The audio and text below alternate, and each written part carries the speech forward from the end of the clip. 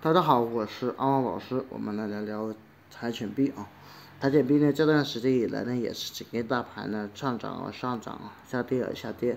那么这个币呢，我认为依然是一个3D币当中最牛逼的一个币啊。我觉得再抹掉2个呢，有100倍的利润啊，还是有机会的。你10000美金呢，你可能真的会涨到100万美金啊。那目前来说呢，还是有很多机构还有个人在不断的加仓。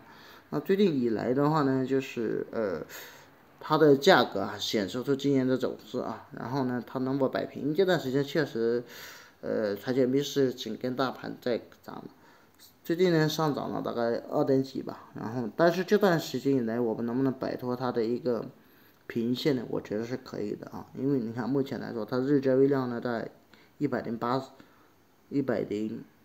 1080万美金，对吧？然后呢，除了这个以外的话呢，它也这个本身它的生态系统的话呢也是很牛逼的啊。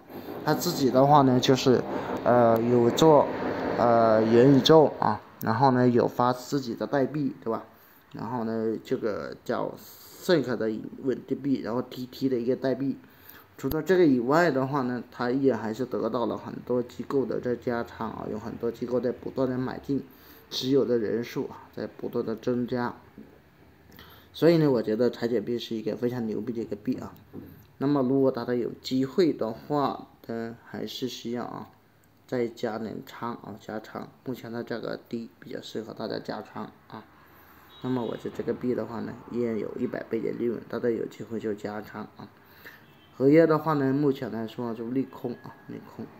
另外就是阿罗老师呢，我们还有专门的一个就是现货的叫交流社区。这个呢，就这段时间以来教大家怎么囤货啊，囤什么币啊。这段时间就是教大家如何囤币啊。另外就是我们还有合约社区，就专门做合约的。合约的话呢，我们有一个社区叫钉钉社区，里面有分析师啊，都会给各种各样的策略，有给比特币的，给以太坊的策略。